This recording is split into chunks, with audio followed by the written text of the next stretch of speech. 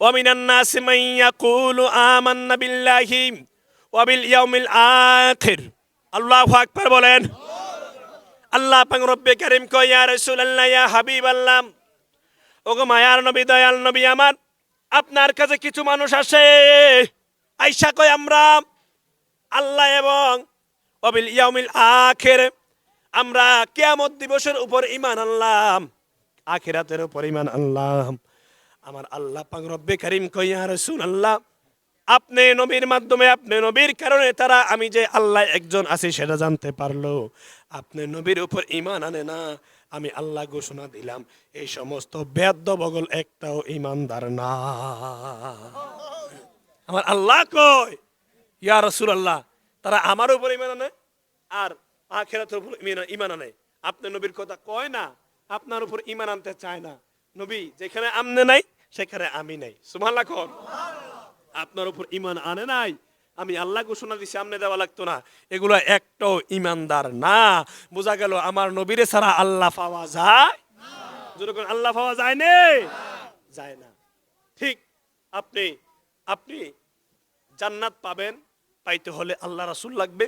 আল্লাহ রাসূলের সাথে বেয়াদবি করে কখনো আল্লাহর রাজামন্দি হাসিল করা যায় না। কথা কোন ঠিক কিনা? আরে ভাই, আপনি নবীর উম্মত, আপনি আমার নবীর উপর কালামুল্লাহ শরীফ নাজিল হয়েছে। আমার নবী, আমরা আলিফ বা তা থা জানি, আমার নবী এগুলো জানে না। নাউজুবিল্লাহ কন না। তারা নবীর উম্মত কোন যাইব? নবী উম্মত কইয়া আপনি দেখেন, যে নবীর উপর কোরআন নাজিল হয়েছে ওই নবী বলে আলিফ বা তা সাজা পড়তে জানে না। আমরা উম্মত হইয়া আমরা রিডিং করতাম পারি, আমরা হাফেজ। কত বড় ব্যাককল! এগুলো থেকে দূরে থাকতে হবে। কথা কোন ঠিক কিনা? মিষ্টি মিষ্টি কথায় পড়া যাবে না। সেই জন্য ঈমান আমল বাঁচাইতে হলে আল্লাহর ওলির কদম দরকার আছে কিনা বলে, যারা বলেন আছে কিনা? আল্লাহর ওলির কদমে থাকতে হবে। আল বেলায়াতু জিল্লুন নবুওয়া, বেলায়াত হইল নবুয়তের ছায়া। যদি আপনি বেলায়াতকে আঁকড়িয়ে ধরতে পারেন, আপনি নবী পর্যন্ত পৌঁছাইতে পারবেন। সুবহানাল্লাহ বলেন। নবী পর্যন্ত পৌঁছাইতে পারলে আপনি, আল্লাহ নবী বলছেন, আনা মিররাতুল্লাহ, আমি হচ্ছি আল্লাহ দেখার আয়না। সুবহানাল্লাহ। আমি হচ্ছি আল্লাহ দেখা আয়না। আমাকে পাইলে আমার মাওলাকে পাওয়া যাবে। যেরকম সুবহানাল্লাহ। এটা মেরাজের মাস। কথা কোন ঠিক কিনা বলেন? এই মেরাজের মাসে আমার নবী আল্লাহর বাড়িতে গেছে কি গেছে না? যেরকম গেছে কিনা? এই আকীদা আমার ফানুয়াফুরি পোষণ করে কি করে না? আমার বাগদাদি বাবা এই আকীদা পোষণ করে কি করে না? করে। কারণ তারা আলেম, তারা মূর্খ না। কথা কোন ঠিক কিনা?